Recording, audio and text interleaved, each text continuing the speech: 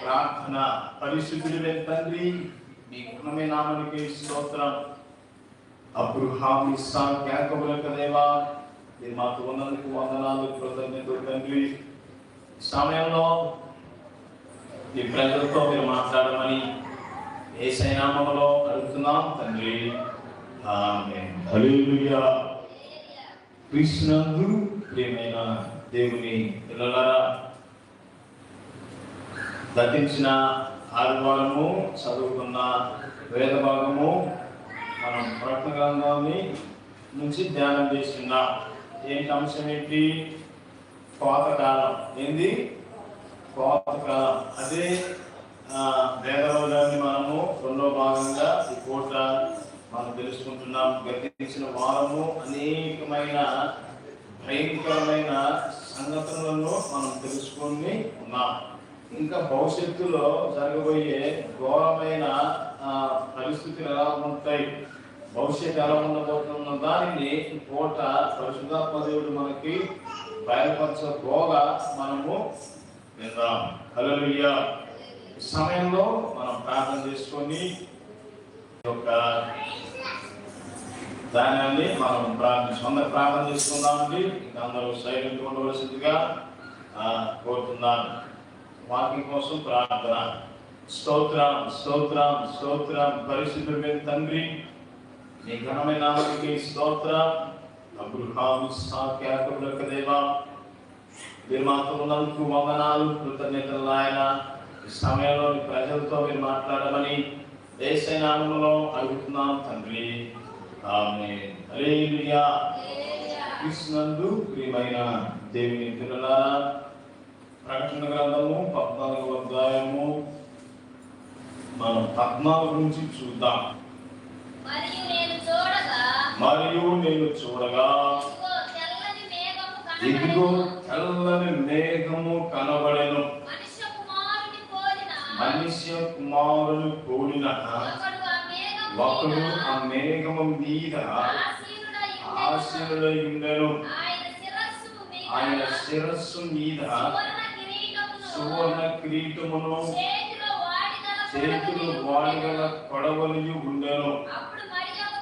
అప్పుడు మరి ఒక దూత దేవాలయములో నుండి వెడలు వచ్చి, భూమి పైరు పండి ఉన్నది, కోతకాలము వచ్చినది, నీ కొడవలి గొప్ప స్వరముతో ఆ మేఘం మీద ఆశ్రయించిన వానితో చెప్పెను. హల్లెలూయా. ఈ కింద వచ్చిన చూసినట్టు మేఘం మీద ఆశ్రయించిన వాడు తన కొడవలి భూమి మీద వేయగా భూమి పైరు కోయబడెను. మీ బైబిల్స్ మూసేసి నా వైపు చూడవలసిందిగా మీ అందరికీ తెలియజేస్తున్నాను. ప్రియమైన దేవుని పిల్లలారా, మరి ఈ కాలము ఏ కాలం అంటే ఇది ఎప్పుడు జరుగుతున్నది? సంఘము ఎత్తబడిన తర్వాత. విడవబడిన వారికి భూమి మీద మహాశ్రమలు ఉంటాయి. విడవబడేది ఎవరు, ఎత్తబడేది ఎవరు అన్న దానిని మనం క్షుణ్ణంగా చూసినట్లయితే, యూదులు, ఇశ్రాయేలు ప్రజలు విడవబడతారు. ఎవరు విడవబడతారండి? యూదులు, ఇశ్రాయేలు ప్రజలు విడవబడతారు. ఈ సంఘంలో ఎవరు చేర్చబడతారంటే క్రైస్తవులైన మనము చేర్చబడతాం. ఎందుకంటే ఆ దినాలలో ఈ రహస్య రాకడ జరిగిపోతున్నది. ఈ జరిగిపోయినప్పుడు ఈ రహస్య రాకడలో అన్ని జనులు క్రైస్తవులుగా మారుతారు. అంటే మనం ఎవరమే ఇప్పుడు బైబిల్ ఆధారంగా చూసినట్లయితే మనం అందరము అన్యజనులం. ఎవరు? అన్యజనులం.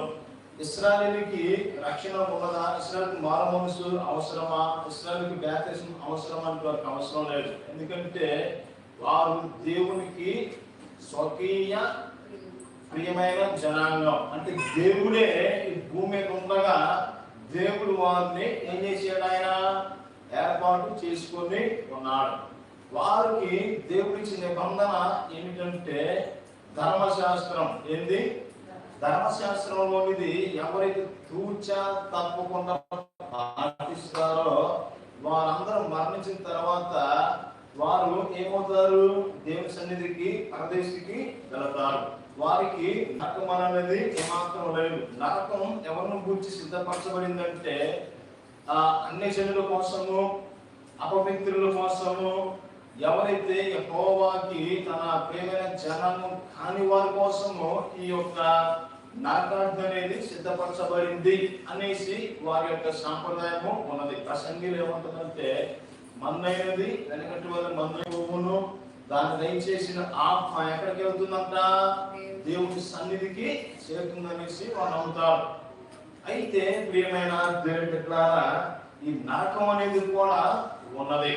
ఈ అంత్య దినాలలో మరి ఎవరు మోసగించబడతారంటే యూదులు మోసగించబడతారు. ఈ యూదులు ఇప్పుడు పరిస్థితిని మనగా చూసినట్లయితే ఎవరి కోసం ఎదురు చూస్తున్నారంటే మెస్సియా కోసం ఎదురు చూస్తున్నారు. ఎవరి కోసం ఎదురు చూస్తున్నారు? మెస్సియా కోసం ఎదురు చూస్తున్నారు. ఈ మెస్సియా వచ్చినప్పుడు వారికి ఏం కలుగుతుందంటే ఆ దేశం మీద విముక్తి అనేది కలుగుతుంది. యేసు ప్రభు కాలం నుంచి ఇప్పటికి వాళ్ళు ఎవరు చూస్తున్నారంటే మెస్సియాని చూసి ఉంటున్నారు.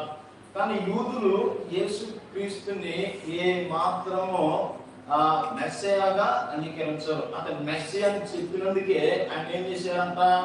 సెలవేసి చంపి ఉన్నారు. మనిషి కుమారుడు అనగా ఎవరు? సాక్షాత్తు యేసు క్రీస్తు ప్రభువే. ఇక మనం యూదుల కాడికి మనం బైబిల్ గ్రంథం ఇస్తే వాళ్ళు ఏం చేస్తారంటే పడేస్తారు. ఇది మీరు ఏదో రాసుకున్నది నిజమైనది ఏంటంటే మా యొక్క గ్రంథమే, మాది ఏమంటారంటే తోరా అంటారు. ఏమంటారు? తోరా అనేసి అంటారు. ఇందులో దేవుడు నియమాలు నిబంధనలు కఠినంగా ఇచ్చినప్పుడు వారు ఎంత పవిత్రంగా వారిని మనసులో పెట్టుకుని ఆచరిస్తారంటే దేవుని బిడ్డలారా, నోట్లో ఉమ్ము కూడా రోజు తుక్కి తుక్కి అని మోస్తారు. అంత కఠినమైన నిబంధన కలిగి దేవుని కోసం వారు ఎదురు చూస్తారు. ఈ భూమి మీద ఇశ్రాయేలు జనాంగాన్ని ఈ సాతానుడు ఎప్పుడు ఏం చేస్తాడంటే నిరంతరం భూమి మీద లేకుండా చేయాలనేది సాతాను యొక్క ప్రయత్నం.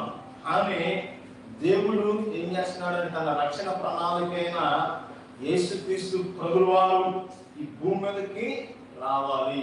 హల్లెలూయా. ఆయన వచ్చి మానవాళి పాప క్షమాపణ నిమిత్తము అందరి కోసం ఆయన చనిపోవాలన్నది దేవుని యొక్క ప్రణాళిక. ఏ ఒక్కరూ నశించిపోవటం దేవునికి ఇష్టం లేదు. అందుకని ఆయన ఏం చేశాడు? దేవుడు లోకమును ఎంతో ప్రేమించిననేసి అన్నారు. కాగా తన అద్వితీయ కుమారుణ్ణి ఈ లోకానికి పంపి ఉన్నారు. పంపినప్పుడు జరిగిన పరిస్థితి ఏంటంటే యూదులు యేసుక్రీస్తును ఒక రబ్బీ లేదా ఒక ప్రధాన యాజకుడిగా ఈ విధంగా వాళ్ళు చూశారు. కానీ ఆయన మెస్సియా కానీ దేవుడిగా వాళ్ళు ఏమాత్రము చూడలేదు. అందుని బట్టి ఈ శిక్షతో వారే పొందుకున్నారు. ఈయన రక్తం మా మీద మా పిల్లల మీద గుండులుగా కనేసి వారు ఎప్పుడైతే ఆ శాపవచనాలను పొందుతున్నారో నేటికి వారు కష్టాలను అనుభవిస్తున్నారు. ఇప్పుడు ప్రపంచంలో మనమందరము దేనికోసం ఎదురు చూస్తున్నామంటే దేవుని బిడ్డలారా, ఈ క్రైస్తవులై మనము రెండో రాకడ కోసము ఎదురు చూస్తున్నాం. హల్లెలూయా. ఈ రెండవ రాకడ కోసం ఎదురు చూస్తున్నాం. యూదులు ఎవరి కోసం ఎదురు చూస్తున్నారంటే మెస్సియా కోసం ఎదురు చూస్తున్నారు. అయితే దేవుని బిడ్డలారా, ఈ మొదటగా ఈ మెస్సియా ఎలా వస్తారంటే శాంతిముఖుడిగా వస్తారు. ఈ సంఘము ఎత్తబడినప్పుడు ప్రపంచం అంతా ఏమవుతుంది? గందరగోళానికి ప్రస్తుతానికి దేశాలు చూసినట్లు ఎక్కడన్నా శాంతి సమాధానాలు ఉన్నాయా? ఎక్కడ కూడా శాంతి సమాధానాలు లేక ప్రపంచ దేశాలన్నీ ఏం చేస్తున్నాయి? మూడో ప్రపంచ యుద్ధానికి రంగం సిద్ధం చేస్తుంది. ఈ ఇరాన్కి అమెరికాకి దాదాపు ఒక 15 రోజుల నుంచి యుద్ధాలు జరుగుతూనే ఉన్నాయి. ఆ యుద్ధాలు చేతనే ఇప్పుడు గ్యాస్ కూడా ఆగిపోయింది. గ్యాస్ సిలిండర్ కొట్టు దగ్గర చూసినట్లయితే బారు వేయబడి జనాలు నిలబడతారు. ఈ గ్యాస్ సిలిండర్ లో స్టాక్ అవుతుంది అనేసి దేవుడు కలలో చూపించాడు. గ్యాస్ ముందు రోజుల్లో దొరకదని ఈ చాలా మంది జనులు ఏం చేస్తారంటే సిలిండర్లు ఎత్తుకొని పారిపోతున్నారు, ఉరుకుతున్నారు. అట్లా కళ వచ్చింది, అట్లని ఇప్పుడు జరుగుతుంది. ఈ బెంగళూరులో కానీ హైదరాబాద్ సిటీలలో కానీ పెద్ద పెద్ద సిటీలో చూసినట్లయితే గ్యాస్ లేక ఏం చేసింది, ఏం జరిగింది, ఆ హోటల్ కూడా మూసేశారు. అంటే చూడండి, క్రైసిస్, ఎక్కడో యుద్ధాలు జరుగుతుంటే ప్రజలందరూ ఏమవుతారంట, ఇబ్బందులు పాలవుతారు. అయితే ప్రియమైన దేవుని బిడ్డలారా, ఇది అంతిమ తీర్పు, ఈ యొక్క భయంకరమైన శిక్ష శ్రమలు ఎవరికి వస్తాయి అంటే విడవబడిన క్రైస్తవులకి, విడవబడిన యూదులకి ఈ కష్టాలు, ఈ శ్రమలు వస్తాయి.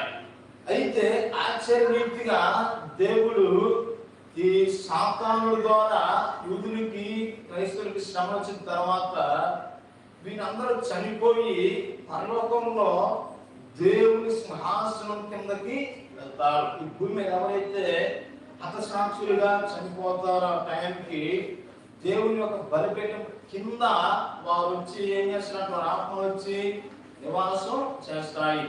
వీరు 1000 ఏళ్ల పరిపాలనలో కూడా వచ్చి భూనివాసులతో ఏం చేసేవాళ్ళు, 1000 ఏళ్ల పరిపాలనలో వాళ్ళు కూడా బ్రతికించబడతారు. దాని గురించి ముందు రోజుల్లో మనం తెలుసుకోబోతున్నాం. అయితే కోతకాల పండగ ఏమిటంటే దేవుడు ఎందుకని అంత ఉగ్రత చూపిస్తున్నారు. ఆయన గొర్రెపిల్ల అంటే ఏమన్నా, గొర్రెపిల్ల చూసి చేస్తున్నాం ఒకసారి అందరం చూసిన గొర్రెలు.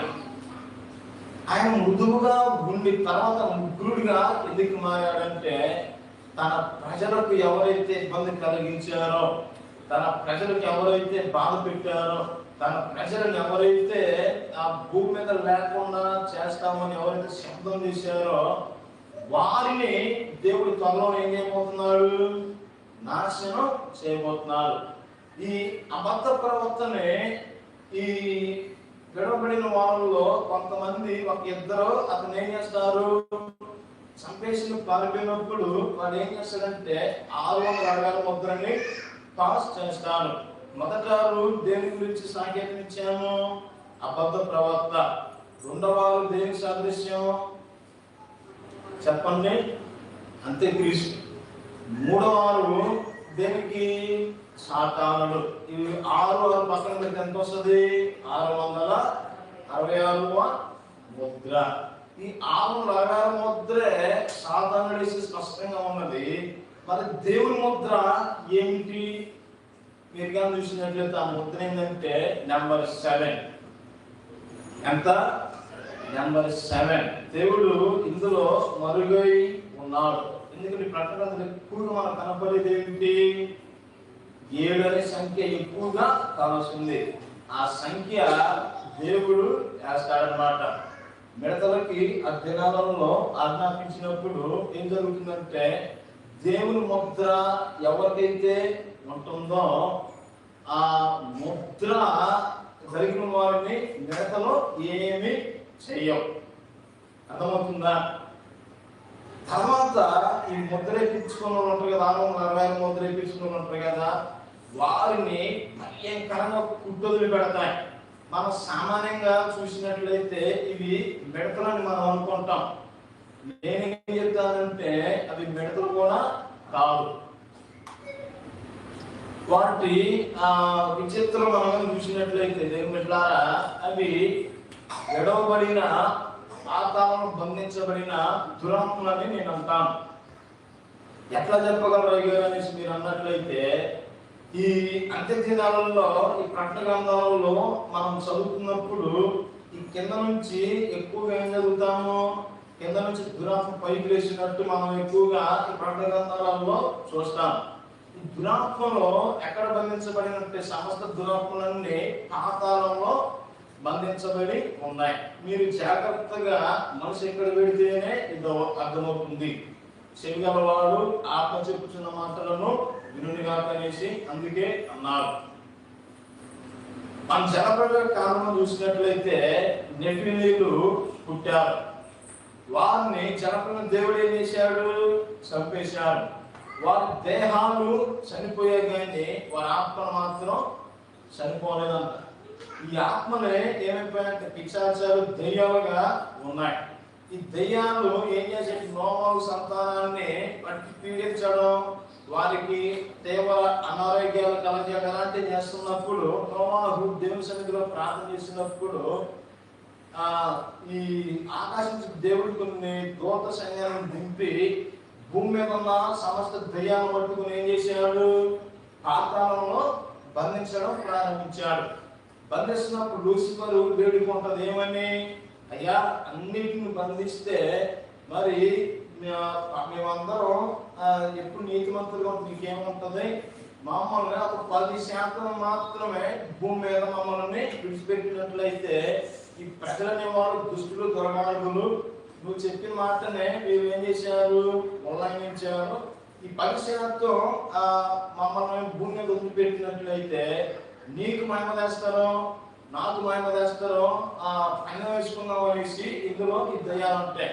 అందుకని 90% దురాత్మల దేవుడు ఏం చేశాడు? ఆతాళంలో వేశాడు. మిగిలిన 10% దయ్యాలు ఇప్పుడు భూమి మీద ఉన్నాయి. అర్థమవుతున్నాయా? మానవ జాతి అంతా దరిదాపు 1000 కోట్ల మంది పైగా ఉందనేసి నేను అనుకుంటున్నాను. కానీ దురాత్మలు ఎన్ని % ఉన్నాయి? కేవలం 10% మాత్రమే ఉన్నాయి. అంటే 10% మాత్రమే, 10%. ఈ 10% దయ్యాలు మనుషులు ఏం చేస్తున్నాయి? వాడలోనికి తీసుకుంటున్నాయి. ఈ దురాత్మలో మనుషులు ఏం చేస్తున్నాయి అంటే ట్రాప్ చేస్తాయి, మోసం చేస్తాయి. ఏం చేస్తాయి? మోసగిస్తున్నాయి, భ్రమపరుస్తున్నాయి. దేవుడు, నిజమైన దేవుడు ఎవరు తెలుసుకోకుండా అనేకమైన దేవుళ్ళను ఈ భూమి మీద పుట్టించుకుంటూ వచ్చి ఉన్నాయి. అయితే ప్రియమైన దేవుని ద్వారా నిజమైన దేవుడు ఒకే ఒక్కడు, ఆయనే యేసుక్రీస్తు ప్రభువు. హల్లెలూయా. ఆ దినాలలో యేసు ప్రభు గురించి సువార్త అనేది ఉండదు. యేసు ప్రభువుని ఆరాధనకి చర్చిలకు వచ్చే వాళ్ళు చర్చిలు కూడా ఆ దినాలలో ఏమవుతాయంట? మూతపడతాయి. మరి ప్రజలందరూ భయంలోకి గురవుతున్నప్పుడు ఈ అబద్ధ మెస్సయ్య నేనే ఆ యేసు ప్రభుని మీరందరూ నాకు నమస్కారం చేయండి నాకు ఏం చేయమన్నాడు? పూజ చేయమన్నాడు. వాడు కూడా చంపేసిన తర్వాత వాడి రూపంలో ఇంకోటి వస్తుంది. అదేమిటంటే రోబో. ఏంటి? రోబోట్స్. ఇప్పుడు ప్రస్తుతానికి చూసినట్లయితే రోబోట్స్ పరిపాలనే సాగుతుంది. ఇంకొక 20-30 సంవత్సరాలలో ఈ బాగా చదువుకున్న వాళ్ళకు కూడా ఉద్యోగాలు పోతాయి. మీరు మెడిసిన్ చదువుకున్నా కానీ అది ఉండదు. సాఫ్ట్వేర్ చేస్తున్న వాళ్ళు కూడా ఆ ఉద్యోగాలు ఉండవు. మొత్తం ఏమవుతుంది అంటే కొలాప్స్ అవుతుంది. ఇప్పుడు బెంగళూరు, హైదరాబాద్, ముంబై, ఢిల్లీ ఇలాంటి అమెరికాలో కూడా ఏం జరుగుతుందంటే వాళ్ళకి ఉద్యోగాలు అందరినీ ఏం చేస్తున్నారు? డిస్మిస్ చేస్తున్నారు. ఎందుకు డిస్మిస్ చేస్తున్నారు అడిగితే మీతో మాకు పని అయిపోతుంది, ఈ ప్లేసుల్లో మాకు ఎవరు ఉద్యోగాలు చేస్తున్నాయంటే రోబోట్లే ఉద్యోగాలు చేస్తున్నాయి. ఒక 20 మంది ఉదయం నుంచి సాయంత్రం దాకా సాఫ్ట్వేర్ ఉద్యోగం ఆఫీసులో చేసినట్లయితే రోబోట్లు ఏం చేస్తుంటే 20 నిమిషాలలోనే 20 మంది కలిపి చేసే సేవని ఒక 20 నిమిషాల్లో అందిస్తున్నాయి. అర్థమవుతుందా? ఈ సాఫ్ట్వేర్ అంటే ఏంటంటే కొన్ని ఈ టోక్యో, జపాన్ నుంచి, ఇండోనేషియా నుంచి కాస్త డేటాని సాఫ్ట్వేర్కి ఇస్తారు. ఈ సాఫ్ట్వేర్ వాళ్ళు ఏం చేస్తారంటే ఆ డేటాని తెలుగులోనికి లేదా ఇంగ్లీష్లోకి ట్రాన్స్లేట్ చేసి దాన్ని ఆ ఫైల్స్ ద్వారా తయారు చేసి వారు బయటకు తీసుకుని వస్తారు. దాన్నే సాఫ్ట్వేర్ అంటారు. ఇలాంటి భవిష్యత్తులో ఇప్పుడు సాఫ్ట్వేర్ ఉద్యోగులు అందరూ ఇళ్లలో కూర్చొని పనిచేస్తారు. ముందు రోజులు అది కూడా ఉండదు. టీచింగ్ కూడా టీచర్స్ గా చదివిన వాళ్ళు కూడా టీచింగ్ అవసరం లేదు. ఇప్పుడు ఎవరు బోధిస్తున్నారంటే బోర్డుల మీద రోబోట్లే వస్తున్నాయి. ఇదివరకు స్కూల్కి వెళ్ళి ఎగ్జామ్ రాసే అవసరం కూడా ఉండదు. ఇంట్లోనే కూర్చొని ఆన్లైన్లో ఎగ్జామ్ రాసే వాళ్ళు ఉన్నారు. మీరు డాక్టర్ చదివినా, మెడిసిన్ చదివినా, మీరు ఏది కావాలన్నా కానీ ముందు రోజుల్లో ఉద్యోగాలు ఉండవు. మరి ఎవరు బాధపడుతుంటే కొద్ది రోజులు రైతులు బాగుపడతారు. ఎవరు బాగుపడతారు? రైతులు బాగుపడతారు. అయితే దేవుని బిడ్డలారా, ఈ ఆర్టిఫిషియల్ ఇంటెలిజెన్స్ నెట్వర్క్ అనేది దేనికోసము ముందుగా వేయబడుతుందంటే, సాతానుడు మానవులందరినీ తన బందీలో తీసుకుంటానికి వాడు ఈ కుయుతులన్నీ చేస్తున్నాడు. ఇప్పుడు మా దగ్గర ఫోన్ ఉంది. ఫోన్ అందరూ చేయొద్దండి, అందరి దగ్గర ఉంది ఆల్మోస్ట్. ఈ ఫోను మనకి ఎట్లా అవుతుంది? మనం ఏం చేస్తాం? దానికి పాస్వర్డ్లు పెట్టుకుంటాం. మన ఫింగర్ ప్రింట్ కానీ, ఫేస్ లాక్ కానీ, ప్యాటర్న్ కానీ పెట్టుకుంటేనే, అంటే ఈ వేల మీద ఉన్న ఈ డేటాని దాని మీద ప్రింట్ చేసినప్పుడు ఏం జరుగుతుంది? ఫోన్ ఆన్ అవుతుంది. ఇప్పుడే ఈ ఫోనే మనము ఎన్నోసార్లు పట్టుకుంటాం. అంటే మనం పట్టుకున్న ప్రతిసారి ఫోన్ ఏం చేస్తుంది? మన డేటాని తీసుకొని ఎవరికి అప్పచెప్తుందో తెలుసా? అపవాది సాతానుడికి అప్పచెప్తుంది. భవిష్యత్తులో ఇప్పుడు డేటాను అడుగుతున్నది. ముందు రోజులు ఇంకేదైనా అడిగినా సరే మనిషి ఏం చేస్తారు? ఇచ్చేస్తారు అన్నమాట. చూడండి దేవుని బిడ్డలారా, భయంకరమైన దుర్దినాలు ముందు రోజుల్లో ఉన్నాయి. ఇప్పుడు మనము ఫోన్లో సినిమాలు చూసినా, ఏం చూసినా సరే మనం ఏం చేస్తాం? డేటా మొత్తం క్లియర్ చేస్తాం. కానీ ఆ డేటా క్లియర్ కాదు, ఒక చోట భద్రపరచబడి ఉన్నది. ఆ డేటా మొత్తం ఎక్కడ ఉంటుందంటే అది హైడ్గా దురాత్మ చేతుల్లో, స్వాధీనంలో ఉంటాయి. ఈ అంత్యదినాలలో ఈ సాతానుడి అనుచరులుగా ఎవరంటే ఈ రోబోట్లే దిగుతారు. ఈ మధ్యకాలం ఏలియన్స్ ఉంటుందని చెప్పి వార్తలు వచ్చారు. భవిష్యత్తులో ఇవన్నీ వచ్చి మనుషుల్ని ఏం చేస్తాయంటే స్వాధీనం చేసుకుంటాయి. దేవుని మాట ఎవరైతే వినకుండా ఉంటారో వారిని ఏం చేస్తాయి? చంపేస్తాయి. ఇప్పుడు మీరు నర్సింగ్ ట్రైనింగ్ చేసిన, డాక్టర్స్ గారు ట్రైనింగ్ చేసిన, చదివిన ముందు రోజుల్లో డాక్టర్లు ఉన్నారు. మీరు ఒక హాస్పిటల్కి వెళ్ళి కిడ్నీ సమస్య ఉన్నట్లయితే వితిన్ 5 నిమిషాలు మీ కిడ్నీలో రాయేసి కుట్లేసి పంపించింది. అలాంటి టెక్నిక్ ఇప్పటికి వచ్చింది. చూడండి దేవుని బిడ్డ, ఆ దినాలలో ఈ యూదులు అనబడే వారు, అట్లనే నామకార్థంగా విడబడిన క్రైస్తవులు ఉంటారు. ఎవరు ఉంటారంటే ఈ విడబడిన యూదులని అందరూ చంపేస్తారు. చంపేసినప్పుడు వారు భయంకరమైన శోకంతో కల్పించినప్పుడు వారి ఆత్మ ఎక్కడికి వెళ్తాయి? ఆ సీయోనులోనికి వెళ్తాయి. క్రైస్తవులు అనబడిన వాళ్ళు చంపినప్పుడు వారందరూ ఎక్కడికి వెళ్తారు? దేవుని సన్నిధిలో బలిపెట్టి కిందకి వెళ్తారు. ఎవరైతే ఈ 666 ముద్రను నేర్చుకున్న వారిని ఏం చేస్తారంటే వారిని బలవంత పెడతారు. ఏం చేస్తారు? బలవంత పెడతారు. అది ఉంటేనే ఈ పిల్లలు స్కూల్లో చదువుకోవడానికి అవకాశం ఉంటుంది. అది ఉంటేనే మీరు వాటర్ ప్లాంట్కి వెళ్ళి నీళ్ళు తెచ్చుకోవడానికి ఆ ముద్రను చూపించాలి. మీరు కొట్టులోకి వెళ్ళి ఏదైనా కొనుక్కోవాలంటే అందరికి వెళ్ళి ఏం చేయాలి? ఈ ముద్ర ఉందా లేదా అనేసి స్కాన్ చేస్తారు అన్నమాట. అర్థం చేసుకుని ముందు రోజుల్లో ఇంక డబ్బులు ఉండవు, బంగారం ఉండదు. మొత్తం ఒకటే ఏపీ షెడ్డు తెలుగు సింబల్ మాత్రమే ఉంటుంది. ఈ ముద్ర వేయించుకున్నోడికి దేవుడే ముగ్గురుగా తీర్పు తీర్చబోతాడు. అర్థమవుతుందా? ఈ ముద్ర ఎవరైతే ఏర్పించుకుంటారో వారికి కొన్ని రోజులు బాగానే ఉంటుంది. ఇల్లు కట్టుకోవాలంటే ముద్ర ఉండాలి. ఇల్లు స్థలాలు కొనుక్కోవాలంటే ముద్ర ఉండాలి. మీకు ఇల్లు లేక అద్దెకి పోవాలంటే మీ ముద్ర ఉంటేనే మీకు ఇల్లుకి రాలేదు తీయమనేసి బయటికి ఇంకేస్తారు. ఈ ముద్ర వేయించుకున్న వాళ్ళకి కొద్ది రోజులు నెమ్మదిగా ఉంటుంది. తిరగటానికి, తినటానికి, పొలంటానికి సుఖంగా హ్యాపీగా ఉంటుంది. రాను రాను రాను రాను ఏమవుతుందంటే అది కఠినంగా అయిపోయింది. అరే ఇప్పుడు నాకు మంచిగా ఉన్నాడు, వీడేంటిగా మళ్ళీ కఠినంగా చేస్తున్నాడు అనేసి నువ్వు మనసులో అనుకున్నావా? ఆ మాటలు వాడికి వచ్చింది. వాడికి మనం ఎక్కడున్న పట్టుకుని అనగానే ఇప్పుడు టెక్నాలజీ ఎట్లుందంటే భూమి మీద కాలం నడుస్తున్నాయి. ఈ చైనా, జపాన్లో, అమెరికాలో డ్రైవర్ లేకుండా కూడా ఏం చేస్తున్నాయి, కార్లు నడుస్తున్నాయి. ముందు రోజుల్లో ఎట్లా ఉంటుంది, ట్రాఫిక్ జామ్ కాకుండా సైంటిస్టులు అందరూ కనిపెడుతున్నారు. గాల్లో ఎగిరే కార్లు, గాల్లో ఎగిరే కార్లు అన్నమాట. ఈ వాటిని ఏమంటారు, ఎయిర్ బెలూన్స్ అనేసి అంటున్నారు. ఇవి ప్రస్తుతానికి జపాన్లో, చైనా, ఈ అమెరికా, ఈ ఇంగ్లాండ్, ఈ దేశాలలో ఇవి ఏం చేస్తున్నాయంటే వచ్చేసి ఉన్నాయి. త్వరలోనే మన ఇండియా కూడా వస్తాయి. ఇప్పుడు యుద్ధాలలోకి ఏం పంపిస్తుందో తెలుసా, గ్యాదర్ చేయడానికి కాకులకి, అట్లా కొన్ని పక్షులకి, రాబందులకి వీళ్ళు ఏం చేస్తున్నారంటే వాటిని పట్టుకొని చిప్పేస్తున్నారు. ఏమేస్తున్నారు, చిప్పేసి ఆ ప్రాంతంలోకి వదిలిపెట్టినప్పుడు అది గాలి తిరుగుకుంటే ఏం చేస్తుంది, కెమెరాతో ఫోటో తీసి పంపిస్తుంది అన్నమాట.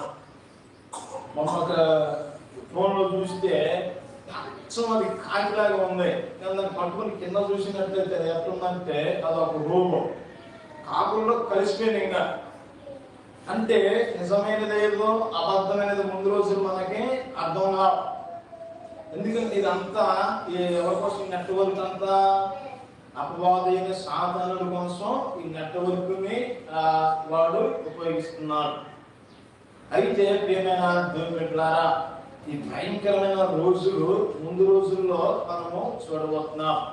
ఆ రాకడలో భూమి మీద క్రైస్తవులు కానీ యూతులందరూ చనిపోయినప్పుడు జరిగే పరిస్థితి ఏంటంటే, ఈ అబద్ధ మెస్సయ్యని నమ్మి మేమందరం మోసపోయాం, దైవం క్షమించండి అనేసి యేసు ప్రభు ఎదుటి వాళ్ళందరూ ఏం చేస్తారంటే మోకాలు ఊని యేసయ్యకి వాళ్ళు ప్రార్థన చేస్తారు. హల్లెలూయా.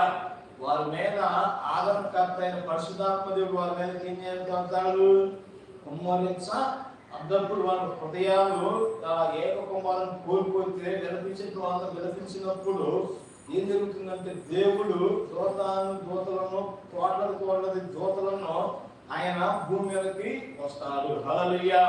ఈ భూమి మీద 7 ఏళ్ల పరిపాలన మాత్రమే ఉంటుంది. అంటే మహాశ్రమల కాలం అనేది వస్తుంది. ఈ శ్రమల కాలంలో ఈ విడబడిన క్రైస్తవులు ఉంటారు కదా, ఈ విడబడిన ఈ క్రైస్తవులని హింసిస్తున్న వారిని దేవుడు ఏం చేస్తాడు, కనురెప్పపాటులోనే తీసుకొని వెళ్తాడు. అప్పుడు ఆయన ఎలా వస్తాడంటే ఆర్భాటముతోనూ, ప్రధాన దూత శబ్దముతోనూ, దేవుని యొక్క బోధతోనూ వస్తారు. వారు వచ్చినప్పుడు ప్రతి నేత్రము యేసు ప్రభువుని చూస్తారు, ప్రతి కన్ను యేసు ప్రభువుని చూస్తారు. చూసినప్పుడు జరిగే విచిత్రం ఏంటంటే, భూలోక ప్రజలందరూ ఏం చేసినట్టు 666 ముద్రేసుకున్నారు ఉంటారు కదా, వామ్మో నిజమైన దేవుడు ఆయన అనుకోకుండా ఈయనకి గమనించామన్నప్పుడు అప్పుడు వీడి శక్తి, వీడి మొత్తం ఏమవుతుందంటే దేని పెట్టారా, వాడి శక్తి అంతా ఏమైపోతుంది, నిర్వీర్యమై పోతుంది. ఇంక వాడిని భయంకరంగా తన నోటి వాకు చేత ఏం చేస్తాడో దహించి వేసి వాడిని పాతాళంలో బంధిస్తాడు. అప్పుడు యేసుక్రీస్తు వారు కూడా ఏం చేస్తాడంటే పారిపోవటం ప్రారంభిస్తాడు. వీడు అనుచరులు అందరిని పట్టుకొని దేవుడు ఏం చేస్తాడంటే, దీని ఇంతకుముందు ఎవరికి హింసలు పెట్టారు, క్రైస్తవులని యూదుల్ని హింస పెట్టారు కాబట్టి వారిని దేవుడు ఏం చేస్తాడంటే పోస్తాడు. ఈసారి దేవుని సైనికులే వచ్చి వీళ్ళందరినీ ఏం చేస్తారంటే అంతం చేస్తారు. వీళ్ళు భూమి మీద మనుషులందరినీ ఏం చేస్తారంటే భయంకరంగా చిత్రహింసలు పెడతారు. అంటే మొదటిగా మనం అర్థం చేసుకోవటానికి మన పిల్లలు మనం కొట్టారనుకున్నాం లేని చూసి, తర్వాత మనం వచ్చి వాళ్ళు ఏం చేస్తాం, దారుణంగా పడతాం. అవునా? అట్టనే దేవుని పిల్లల జోలికి వచ్చారు కాబట్టి తర్వాత ఏం జరుగుతారు, వారిని హింసించడం ప్రారంభిస్తారు. ఇక్కడ వారు ఏం చేస్తారంటే మోసం చేస్తారు. ఏ విధంగా మరి వాళ్ళు పసిగడతారంటే, నిషేధించబడిన హేయ వస్తువు ఆ దేవాలయంలో ఇంకొక నిలబడుతుంది.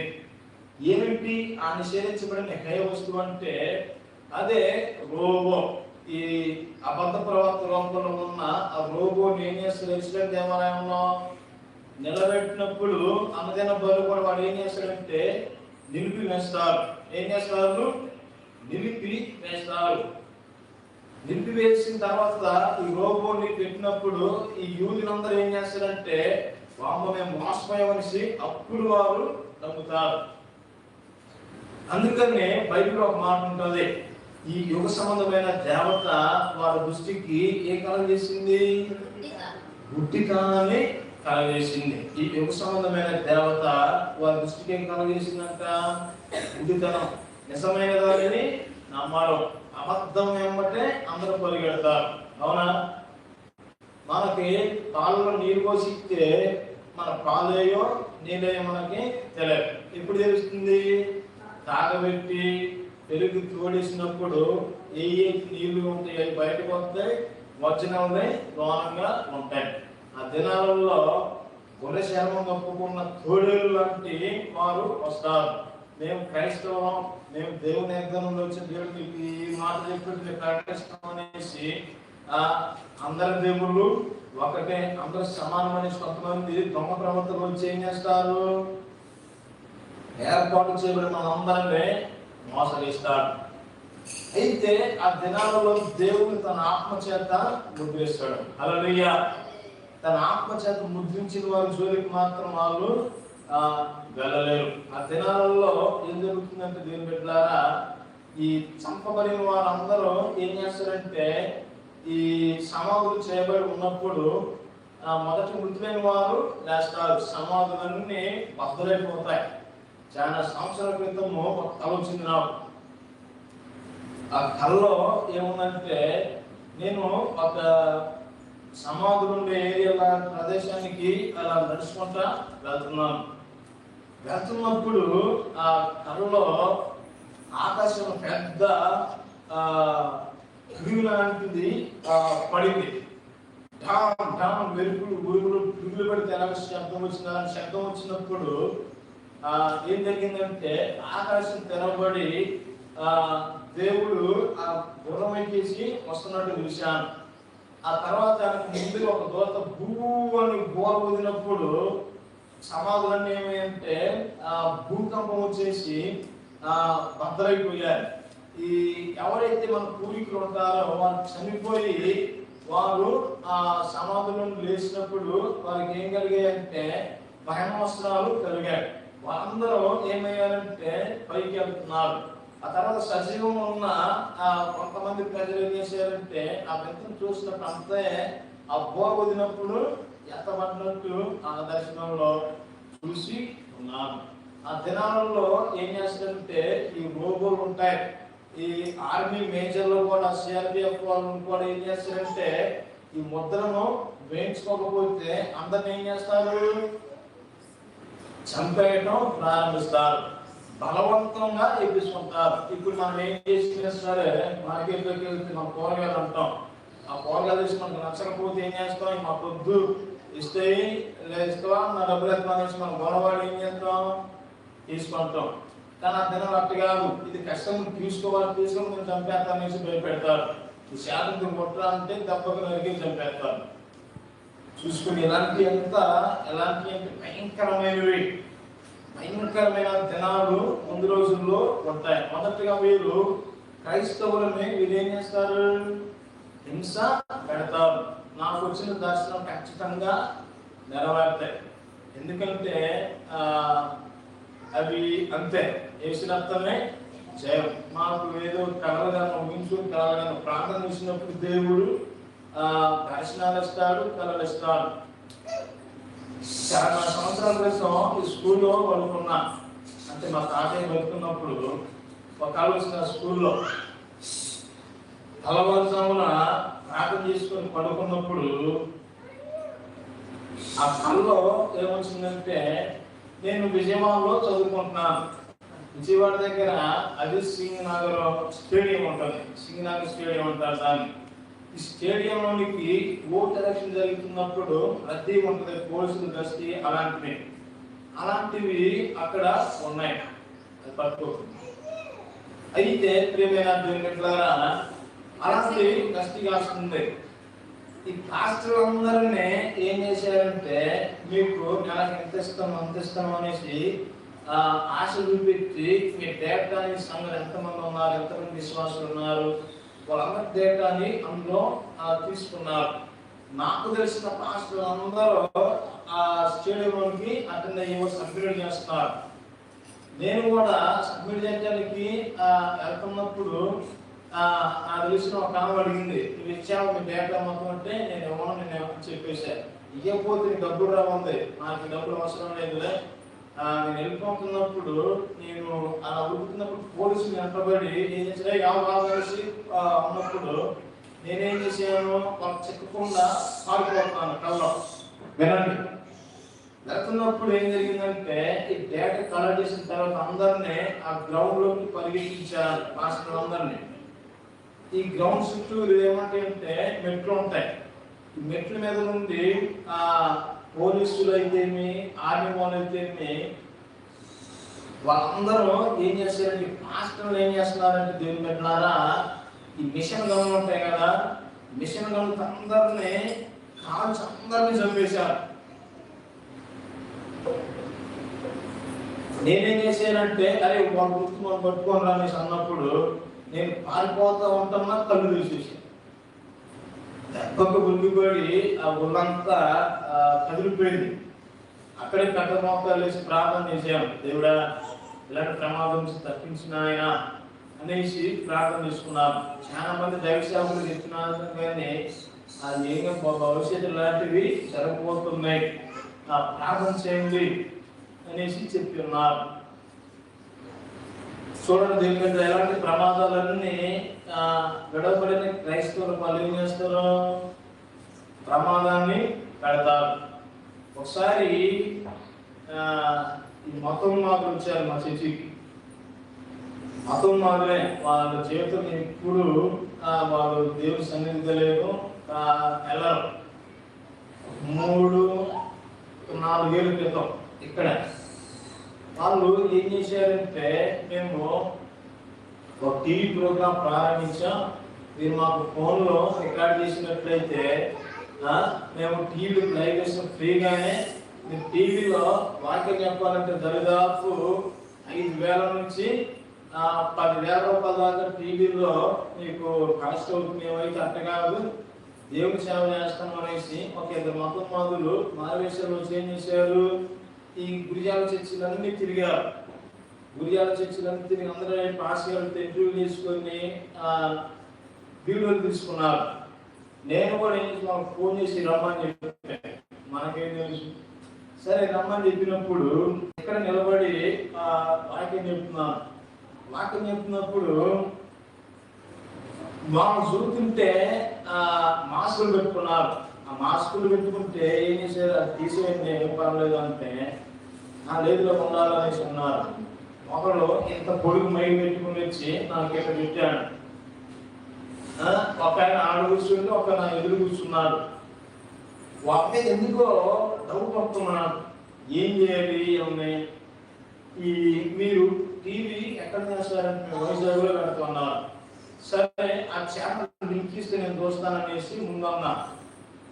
అర్థమవుతుంది. ఇప్పుడు యూట్యూబ్ లేదా వీడియో చూడాలంటే మనం ఏం చేస్తాం, మనకు దొరకలేదు ఫోన్ చేసి దొరకలేదు లింక్ పెడతామంట, లింక్ పెడతాం. ఇప్పుడు ఆ టీవీకి వచ్చే ఆ ఛానల్స్ లింక్ ఉంటుంది కదా, ఆ లింక్ పెట్టమనేసి అన్నప్పుడు నేను పర్సనల్గా పెడతాం అనేసి అంటున్నాను. పర్సనల్గా ఎట్లా పెడతారు అనేసి అంటే, ఒకసారి ఆ ఫోన్లో చూసినట్లయితే అన్ని దేవతల ఫోటోలు ఉన్నాయి. నాకు డౌట్ పడుతుంది, ఎక్కడో ఏదో గిరిగిరి చేస్తున్నారు అనేసి ఏం చేశానంటే వాళ్ళు వీడియో చేస్తుంటే ఏం అడిగాను, అవును మీరు తమ్మునిల్స్ ఎలా చేస్తారని అడిగాను. తమ్మునిల్స్ అంటే ఏంటి అంటున్నారు, అర్థమైందా? తమ్మునిల్స్ అంటే ఏంది, యూట్యూబ్ చేసే వాళ్ళకి అందరికీ అర్థమవుతాయి. నేను కూడా మేము ఏం చేస్తాం, కష్టంగా తమ్మునిల్ చేస్తాం. మీరు యూట్యూబ్ చూసినట్లయితే ఆదివారపు ఆరాధన, ఉపవాస ప్రార్థన అనేసి యూట్యూబ్లో ఆ యొక్క తమ్మునిల్స్ వాటిని అంటారు. తమ్మునిల్ డిజైన్స్, ఆ డిజైన్స్ నేను చేస్తాను, ఉద్యోగ రాష్ట్రంగా కూడా చేస్తారు. ఇది ఎవరు చేస్తారు అన్నప్పుడు అది వాళ్ళే చేస్తారు. వాడు ఏం చేసిందంటే ఎట్ట పెట్టు అనేసి మైకులు అంటున్నాడు. ఎందుకంటే ఏంటంటే వాటి కోసం అనేసి అడిగినప్పుడు మీరు నిజంగా చెప్పండి మైకాకి ఎవరు మీరు అన్నా నేను దేవుని సేవకుని ఎక్కడ నీ సంచి అక్కడ మీ ఊరు అక్కడ మీరు ఎవరు నాకు తెలుసుకోమని మీకోసం పోలీసులు అతను రాగలనేసి పట్టుకుంటే వాము వదిలిపెట్టి మేము గుర్తుకు అనేసి ఆడిపోయారు. వాళ్ళని ఎంటపడ్డాను అక్కడ రోడ్డు మీద అయినా చెప్పకుండా బైక్ వేసుకొని పారిపోయారు. అప్పుడు మా తెలిసిన దైవజనులు అందరికి ఫోన్ చేసి అలర్ట్ చేశాను. హల్లెలూయా.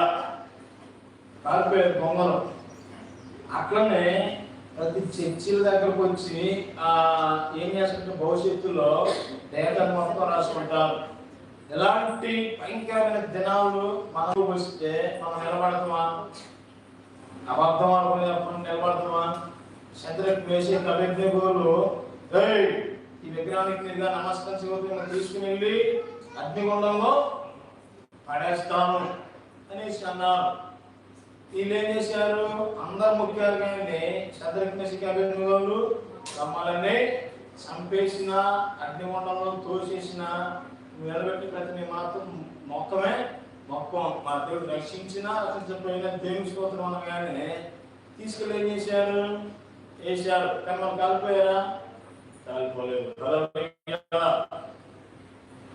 ఈ భవిష్యత్తులో ఇప్పుడున్న కాలంలో మీరు ఎవరన్నా చర్చి వెళ్తే మిమ్మల్ని అందరూ జైలు వేస్తుంటే ఎంతమంది వస్తారు చర్చికి? చెప్పండి. మీరు చర్చికి పోతే మిమ్మల్ని జైలు వేస్తామంటే ఎంతమంది చర్చికి వస్తారు? 1 2 3 మెగాగ్రామాలు ఏదో ఎంతవరకు చేస్తాను పైకి. హల్లెలూయా. మాటలు చెప్పినంత శాంతం కాదండి, కానీ అలా నిలబడితే దేవుడు మనల్ని ఉన్నతంగా ఆశీర్వదిస్తాడు. హల్లెలూయా. ప్రియమైన దేవుని పాపకాలంలో ఈ గడవబడిన ఈ దుర్మార్గులకి ఎలా ఉంటాయంటే అంతర్దిస్తాన్ని చెరువులకి భయంకరంగా వాళ్ళని శిక్షించి ఏం చేస్తాడంటే వారు బతుకుండగానే ఏం చేస్తారో దేవుడు పాతాళ లోకంలో వేసేస్తారు. పాతాళ లోకంలో వేసిన తర్వాత ఏం జరుగుతుంది? వాళ్ళని కొట్టే దెబ్బలకి ఉగ్రత దినం ఎలా ఉంటుందంటే దేవుని బిడ్డలారా వడగళ్ళను కురిపిస్తాడు. వారికి నీళ్లు లేకుండా చేస్తాడు. ఇంకా వారిని చావు అనేది దృష్టిస్తున్నా కానీ వాళ్ళకి చావు అనేది దొరకదు. ఒకవేళ ఆ దినాలు ఎలా ఉంటుందంటే బావిలో దూకితే బావిలో చిన్నప్పుడు మా అమ్మ కథ చెప్పేది నాకు. బావిలో దూకితే ఏం చేస్తే అంటే దేవదత్తులమ్మ అంటే బావిలో దేవదత్తులు ఏం చేస్తే విసిరేస్తే అనేసి చెప్పేది. అట్టనేసి నిజం. ఒకవేళ ఉరేసుకుని చావాలనుకుంటే ఉరితాడు కూడా ఏమవుతుంది? తిరిగిపోయి కింద పడతాను కానీ చావు. ఒకవేళ రైలుకి తలకాయలు పెట్టి పండితే రైలు కూడా ఆగిపోతాయి అంటారు తప్పకుండా. ఒకవేళ నేలలో దూకినట్లయితే నేలలోంచి దోత పైకి విసిరేస్తాయి అంటారు, బాల మీద విసిరేసినట్టు. భయంకరంగా చిత్ర వదల దినాలలో జరుగుతాయి. మరణాన్ని వెతుకుతున్న మరణం వారికి దొరకదనమాట. భయంకరమైన చిత్ర హింసలు పొంది వాళ్ళు ఏం చేయబడతారు? నాటాజ్ఞలోనికి దేవుడు వారిని తీసుకొని వెళ్తారు. మనుషులు ఏం విత్తునో అదే పంటనే కోస్తారు. వీళ్ళేం చేశారు? ఈ అంత్యక్రీస్తు గారి కోసం, అబద్ధ ప్రవక్త కోసం, సాతాను కోసం ఏం చేశారు? వాళ్ళు గొర్రెల పిల్లల లాంటి క్రైస్తవుల్ని యూదులు వాళ్ళు ఏం చేశారంటే నిర్దాక్షిణ్యంగా చంపేస్తున్నారు. అట్లా చంపినందుకు దేవుడు వాళ్ళ మీద ఎంతగా ప్రతీకారం తీర్చుకుంటాడో ఈ గ్రంథం మనకి వివరిస్తుంది. కావున మనం మరణానికి భయపడకూడదు. ఎవరు భయపడాలి? మీరు దేహాన్ని చంపువారికి భయపడవద్దు. దేహమును ఆత్మను నశింపజే వారికి మాత్రం మీరు భయపడండి అనేసి దేవుడి రేఖను సెలవించి ఉన్నాడు. ప్రియమైన దేవుని బిడ్డలారా, ఇలాంటి భయంకర ఉగ్రత దినాలు మనం చూడకుండా ఉండాలి అంటే, ఈ సాతాను గారి ముద్ర నుండి మనం తప్పించబడాలంటే రక్షణను యేసుక్రీస్తు రక్షణ మనం ఏం చేయాలి? బాప్తిసం తీసుకోవాలి. తండ్రి కుమార పరిశుద్ధాత్మ దేవుని నామములో ఎవరికి రక్షించబడతారో వాళ్ళందరూ ఆ గొర్రె పిల్లతో ఏదేలో ఆ పర్వతంలో రాజభోగాలతో మనకు ముందు జరగబోతుంది. ఆ పరలోకము మనకు కావాలి, మనం చేయాలి, యేసయ్యను నమ్ముకోవాలి. ఎందుకో నేను త్వరగా వస్తున్నాను, ఆయన వచ్చినప్పుడు ఏవైతే చెప్పాడో, ఏవైతే సెలవిచ్చాడో అవన్నీ జరుగుతున్నాయి. హల్లెలూయా. నేను నమ్ముతున్నాను, మనం చనిపోయే లోపులో ఈ తరమే యేసు ప్రభువుని చూడబోతుందనేసి నేను స్పష్టంగా నమ్మగలుగుతున్నాను. ఎందుకంటే ప్రియమైన దేవుని ద్వారా ఈ లోకమే శాశ్వతం కాదు, శాశ్వతమైన రాజ్యము, దేవుని రాజ్యము ఉన్నది. హల్లెలూయా. ఆ రాజ్యానికి అంతం లేదు, ఎన్నడూ దానికి ముగింపు అనేది లేదు. యుగ యుగాలు, తరతరాలు, కోట్ల సంవత్సరాలు దేవుని దగ్గర మనము నివాసించబోతున్నాం. హల్లెలూయా. దేవుడు తన పరిశుద్ధాత్మ ముద్ర ఆయన మీకు వేయునుగాక. ఆ ముద్ర పొందుకొని మనం ఏం చేయాలి? బాప్తిసం తీసుకోవాలి. మీకోసం బాప్తిసం తోటి బయట సిద్ధంగా ఉన్నది. నేడే రక్షణ దినం, పరలోక రాజ్యం ఏమైనది? సమీపించి ఉన్నది.